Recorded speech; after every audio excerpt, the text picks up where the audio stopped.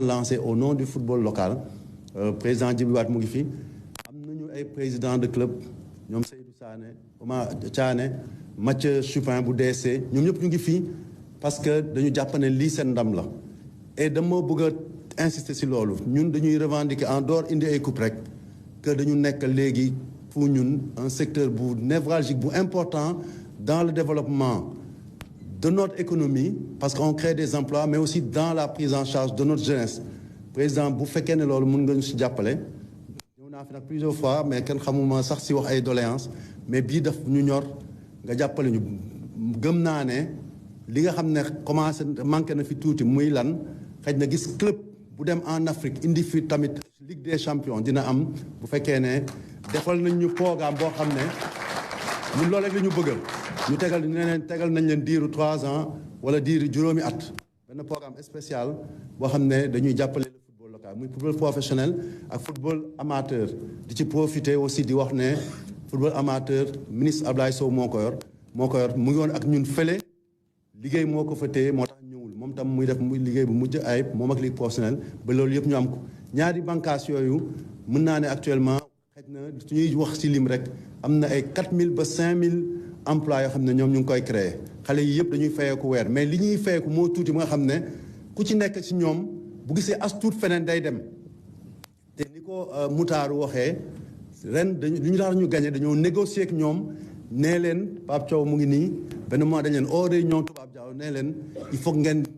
toog ngir seen dëkk dimbali leen ñu bu ñu leen wooyee bu leen dem am na xam ne ñu ngi fii ci biir tournoi bi ñuy dem demi-finale oo nañ leen ne leen da ngeen di dem seen dëkk ma leen di féliciter parce que dañu bañ ne dañuy toog signer tout terminer tournoi bi mun naa c'est Ousmane Diouf même bi mu paree tournoi bi dañ ko ne da ngay dem rejoindre sa équipe bu bees bi nga xam ne Soudan la nekk mu ne dafa bëgg a ñëw Sénégal donc xale yi bëgg nañ seen dëkk suñu fexee toog loo leen fii day nekk njëriñ si ñoom ak seen ay waajur mais day nekk njëriñ si football Sénégal parce que suñu club yi dinañu gën a fort suñu équipe nationale gën a fort suñu équipe nationale am loo xam ne dafa jafe léegi mu am muy lan doomu Sénégal di football Sénégal nekk équipe nationale président loolu moo doon xëj na li ma bëggoon na génnee ci occasion bi di la gërëm encore une fois di ñaan rek li nga xam ne ñu ngi fi 2023 bii lim nañu ba ñetti coupe mais gëm nañu ne balaa 2023 di xëy na ñeenteel dina ñëw wala juróomeel parce que gëm nañu ne toll nañ foo xam ne mën nañ ko ma leen di gërëm di leen sant di sant ñëpp di féliciter aussi presse sénégalaise parce que ñoo ñuy topp fu nekk am na tey ñoo xam ne pendant 1 mois ñoo ma fa gën a yàgg te loolu defe naa lu am solo la man ko wuti ndam li sénégalais yëpp koy dund tey yow yaa ko lancé yaa ko commencé ñun ñu ciy wéy te mu ngi ñuy jig te duñ ko mës a bàyyi yàlla na la fi yàlla aussi bàyyi nu mu gën a yàggee pour que vraiment njëriñ bi nga xam ne yaa ngi koy wane ci Sénégal mu gën a law ma leen di gërëm di leen sant merci beaucoup. jërëjëf président fédération sénégalaise de football maître Augustin Senghor wax nga ko sànq président de la république bu ne souveraineté ci agriculture waaye xam ngeen ni souveraineté bi fépp la ay doomi réew mi ñoo dem yóbbu seeni rek indiwaat leen jël coupe ba loolu yaakaar naa ni loolu yombul waaye xam ngeen ni wax nañ ni équipe bu Sénégal bi bokk na ci équipe yi nga xam ne ñoo gën a ndaw ci ñi demoon lu ko waral ngor ak jom ñi nga xam ne ñoo bind taarixu réew mi amu ci kenn koo xam ni bi ngay xeex am nga fanweeri at loolu moo waral xale yi jom jooj monsieur le président gëm say ndaw yaa say ndaw may li ca la ca kanam mooy dàq bu soobee yàlla léegi nag Moutaaru Elimane Cissé Elimane Elimane mooy jox moo takkal président médaille bi noonu médaille d'or bi Alseyni aussi daal di koy jox médaille bi moom itam jërëjëf loolu mooy ñaar ñi nga xam ne ñoo fi nekk tey waaye xam ngeen ni bi ñu waxee ndaw xale yi am na ñoo xam ne ñoo leen yóbbu woon loolu tax Mamadou Diallo mi nga xam ni mooy yóbbu woon xale yi beach soccer yi moom mooy wax au nom des 2 entraîneurs donc Mamadou kaddu gaa ngoog nga jël mu ànd ak doomu ndeyam Pape Thiaw ñoom ñaar ñoo ànd noonu asalaamaaleykum maa ngi nuyu ñun ñi fi nekk ñëpp ci salle bi d'abord di jiital nuyu di nuyu président de la république bu ma génnee foofu aussi nuyu sénégalais yëpp sénégalais yi nga xam ne nelawuñu guddi nelawuñu bëccëg ndax seen équipe nationale donc déjà dama leen di gërëm di leen sant sinon équipe yi fi toog yëpp kàddu bi may sànni du ci beach soccer rek football local beach soccer équipe nationale à catégorie bu nekk d'abord première chose mooy bu ma jógee foofu damay nuyu président de club yëpp parce que quand même monsieur le président de club yi aussi tamit ay jàmbaar lañ parce que tey fu football bi àgg yàlla ñoom a tax parce que seen poche la ñuy jël di jàppale xale yi ci club yi beneen bi aussi tamit di nuyu DTN bi nga xam ne tey ñun ñuy toog fii moom moo ñu fi teg déjà muy def liggéey bu extraordinaire ñu ne la DT merci beaucoup. am kontante tey jii nga xam ne ñun aussi toutes les coachs yi nga xam ne muy local di foo munti nekk liggéey bi am tey ñoom ñoo ko indi mais surtout fierté la aujourd'hui tey jii gis ku mel ni Pape Thiaw un ancien international gis ku mel ni man gis ku mel ni Aline Cissé ay ñam élage ak ñeneen ñi nga xam ne dañuy jàppale footballu Sénégal comme ni ko président Senghor waxee c'est très important parce que loolu dafa am solo aussi tamit yàlla dafa def DTN am benn xalaat bi mu xalaat souvent dafa jël internationaux yi dugal leen ci biir mais ni mu leen dugalee ci biir boole ko ak tamit ñoo xam ne duñu ay internationaux ñoo xam ne ay coach la tey fii bu ma doon toog fii di lim internationaux yi bari nañ fi ñu dul internationaux ñu fi ba ci Khadim Faye bi nga xam ne moom mooy entraîneur gardien bi donc vraiment fierté la aujourd'hui mais monsieur le président li ñu la mën a dénk rek président Senghor wax na ko xale yi fi taxaw yépp ay jàmbaar lañ te football bi facteur de développement la parce que fii tey képp ku fiy fayeeku benn salaire mu nekk 100 000 wala nekk 200 000 wala nekk 1 million boo demee ci benn kër yor nañ fukki personnes yoo xam ne ñoom ñoo leen di dundal kon tey loo mën a jàppale football Sénégal football local nga jàppale ko aussi tamit. donc wax ji du bari maa ngi leen di remercier ñëpp aussi tamit di ne fierté la et merci encore et félicitations tout le monde.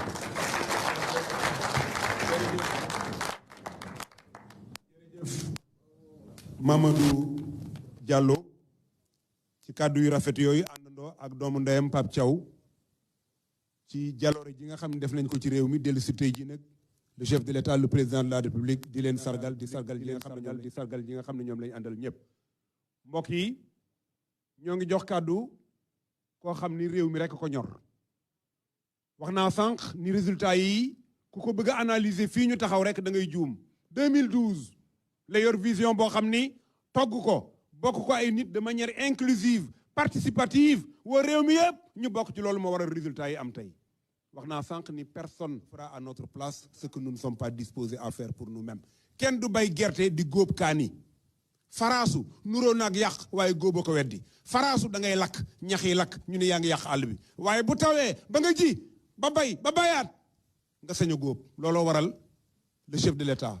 le président de la République Macky Sall ci ngor gi ci jom ji ci fulla ji fulla mooy nekk ci lu baax ci boo ko jéggee rek ñàkk fulla fayda mooy nekk ci tool yamale yow képp nga nekk ca ak téeméer fekk la ca buñ la ca fekkee yaa nga ca buñ la ca fekkul yaa nga ca ñu ni kii am fayda farlu c'est l'exemplarité mooy loo xam ne fu waxtu wa jotee nga def ko ca kenn du la soñ Sall la parole.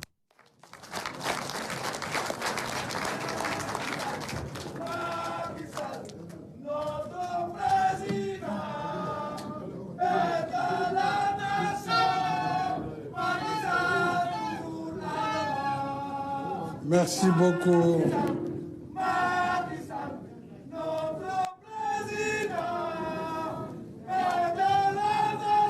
Merci.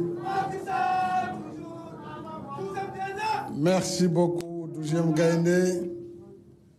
Monsieur le ministre des Sports, Monsieur le ministre d'État, Monsieur les ministres, Monsieur le général,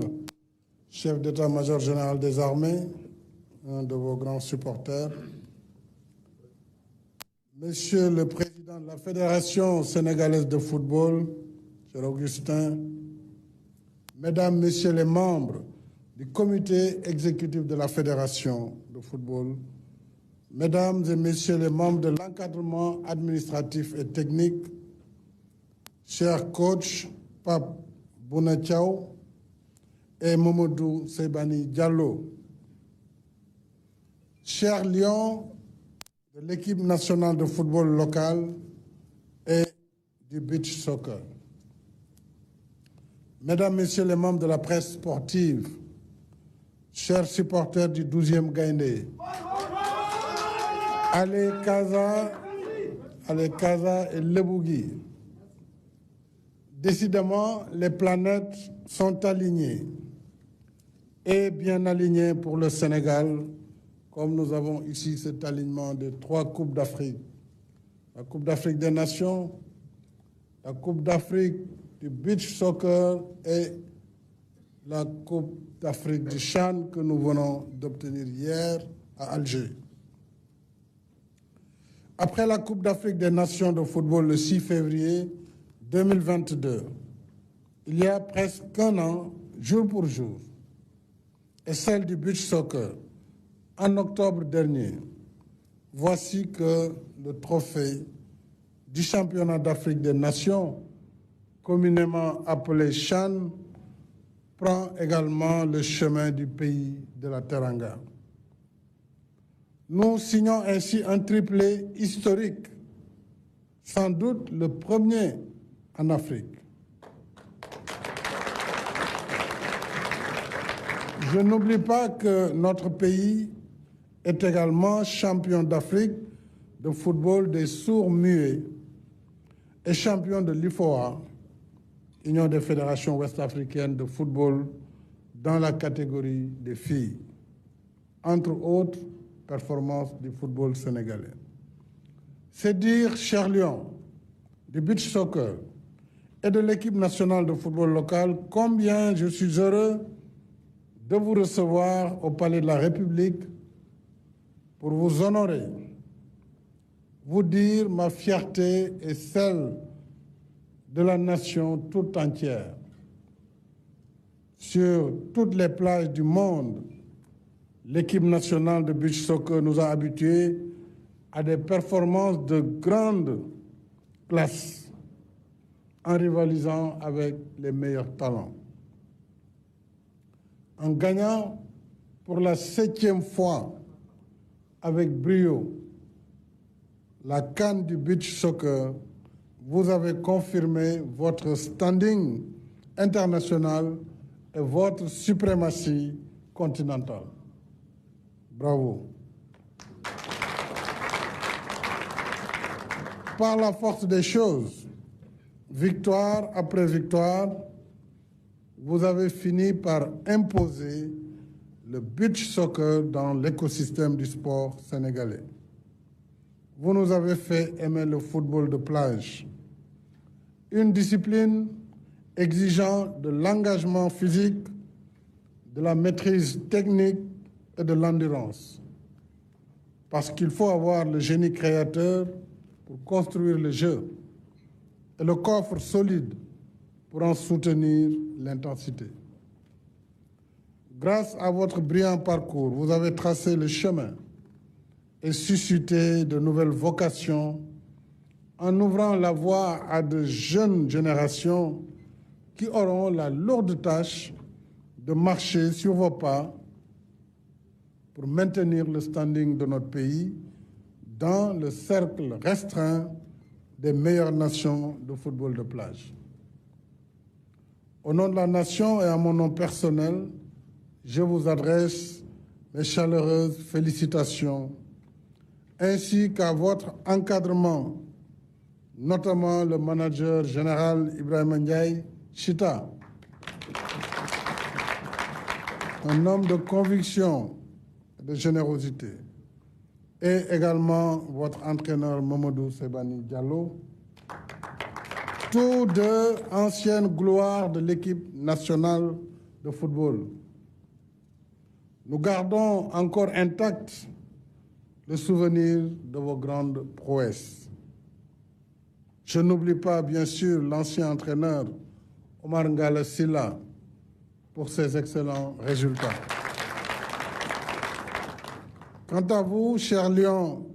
de l'équipe nationale de football locale, avec votre victoire de samedi, vous nous offrez le meilleur cadeau d'anniversaire, puisque demain, 6 février, marque la date du premier triomphe de notre pays en Coupe d'Afrique des Nations.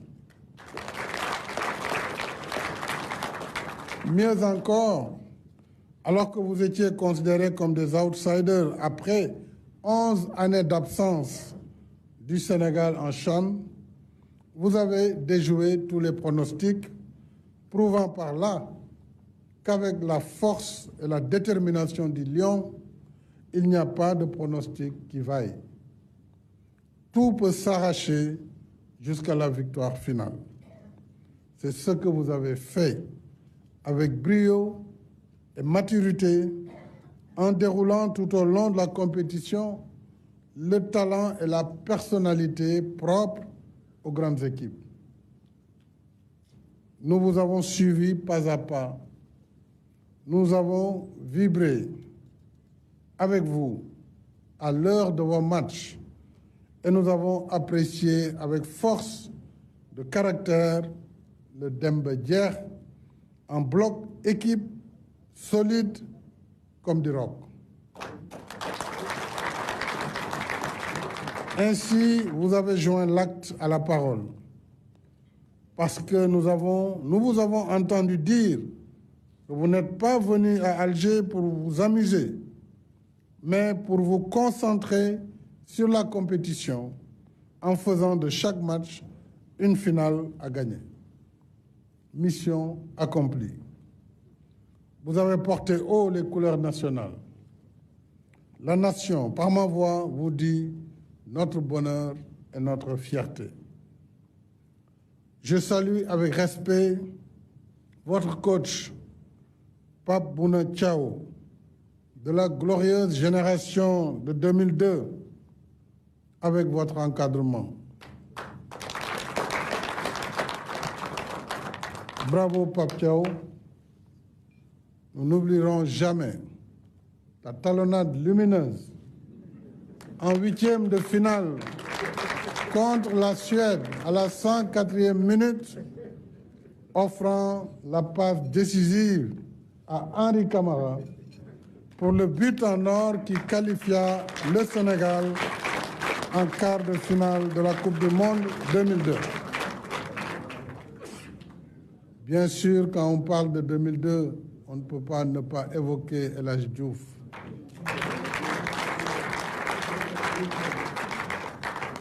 Djoufi et toute la génération de 2002. Vous avez écrit de belles pages de l'histoire du football sénégalais. En 2002, certains de ces jeunes joueurs n'étaient pas encore nés. D'autres étaient en bas âge. Entre-temps, je parlais de l'entraîneur Pape Thiaw. Tu es parti apprendre le métier d'entraîneur pour revenir sur le banc en éducateur pour transmettre les leçons que tu as pratiquées sur le terrain et dans les vestiaires. Et pour ce coup d'essai en Algérie, tu as réussi un coup de maître avec une équipe où se mêlent harmonieusement les talents des clubs traditionnels et ceux des académies. C'est une grande leçon de vie que toi et coach Aliou Cissé, le tactico, j'ai souvent l'habitude de dire, ainsi que les autres coachs parmi l'encadrement technique, Yacine, que vous offrez à la jeunesse et aux moins jeunes pour dire que tout ne s'acquiert pas tout de suite, que le mérite se cultive par la persévérance et que la récompense est au bout de l'effort. Ce qui nous rassemble, ce qui nous rassure et nous rend encore plus fiers, c'est d'avoir réalisé toutes nos meilleures performances avec des coachs nationaux. Il y a donc du sens. Il y a du sens à poursuivre, j'allais dire, nos politiques publiques de soutien, d'équipement et d'encadrement pour le plein épanouissement de notre jeunesse sportive. Monsieur le Président de la Fédération, j'ai entendu votre appel, ainsi que l'appel du capitaine du beach soccer, ainsi que celui des Lions du CHAN, sur la nécessité d'accompagner davantage le football local, le beach soccer également.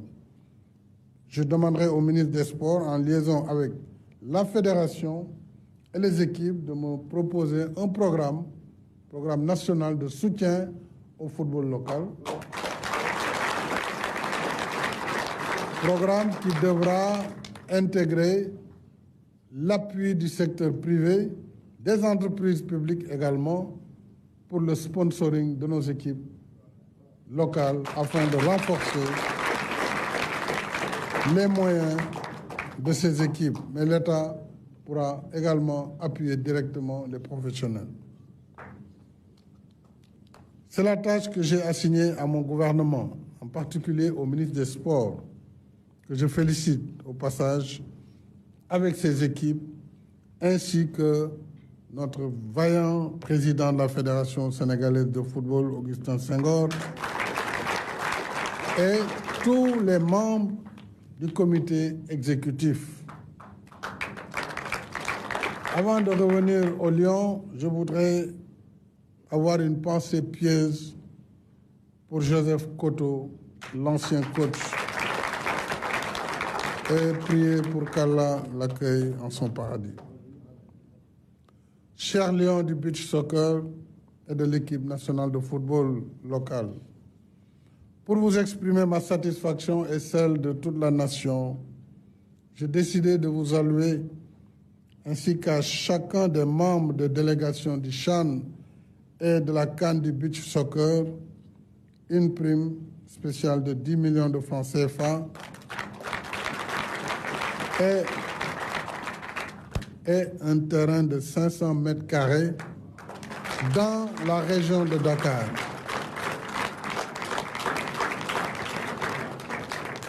Je vous dis en même temps, Djeredjeuf,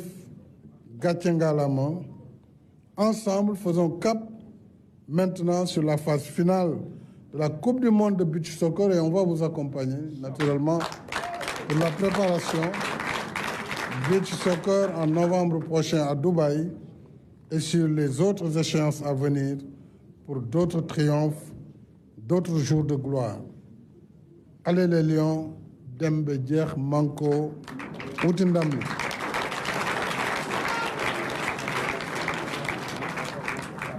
mbokk yi am nañu mbégte lool tey jii ci dalal leen fii ci makkanu réew mi ginnaaw bi ngeen defee ay jaloore ci footballu Afrique d'abord li gën a bees mooy ñi gagné démb Coupe d'Afrique des Lions locaux ni ñu koy waxee tur bi nag war nañ ko xoolaat monsieur le président parce que man tur bi neexuma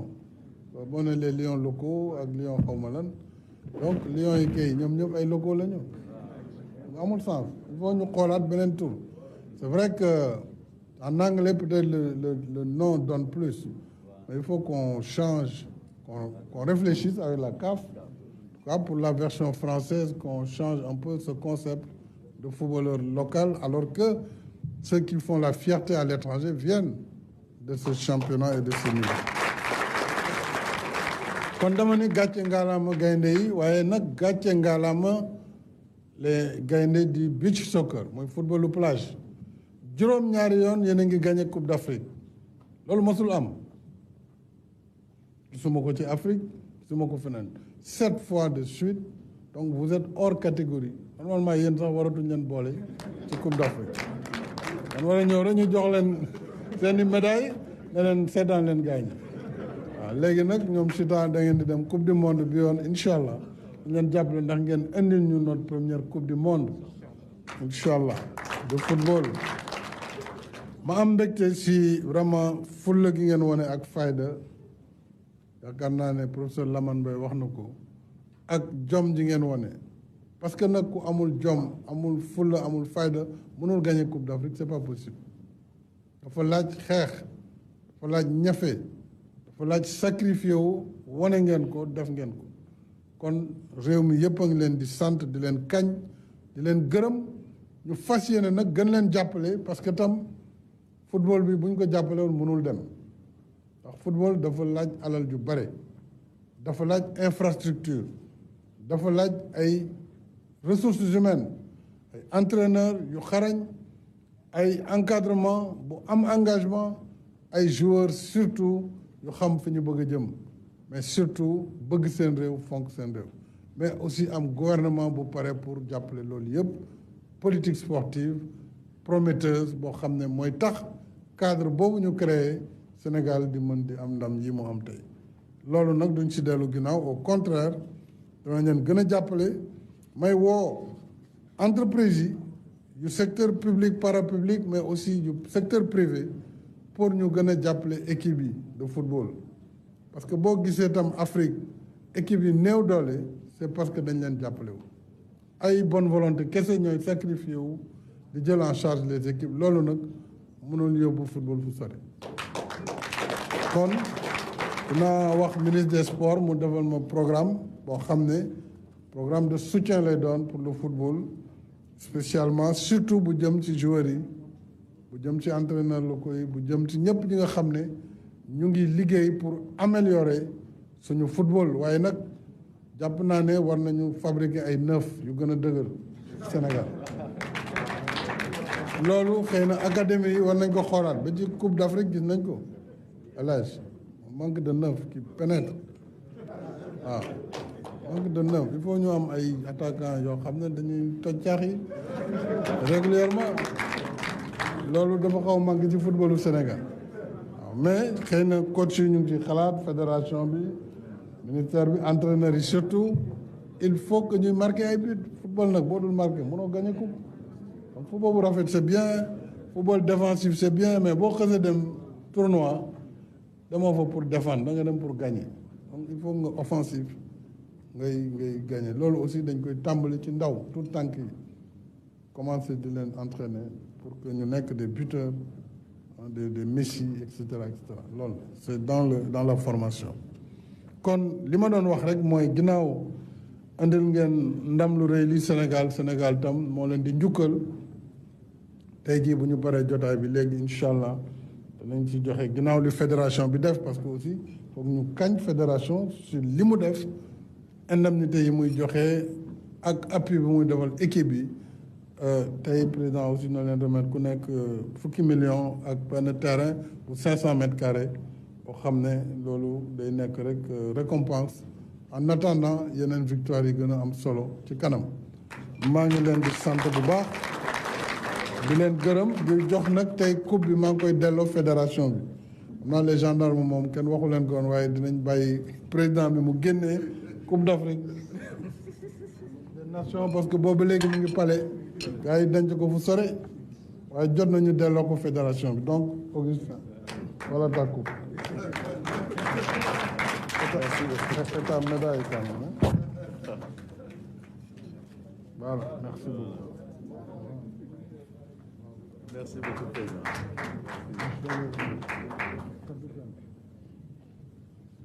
C'est ta coupe.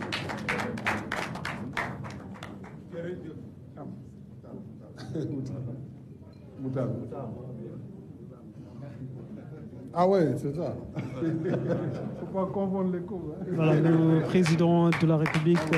Macky Sall, qui vient de finir son allocution. léegi nag ñun dañu dem ñi nga xam ne football yi wu ñu woon dañ doon supporter ba mu des encadrement bi ak joueurs yi ak ñi bokk ci équipe bi ñu gisee ak l'équipe technique qui est là. Je vous remercie de votre aimable attention. Voilà, c'était donc Excellence, Monsieur le Président de la République. Le message du président de la République.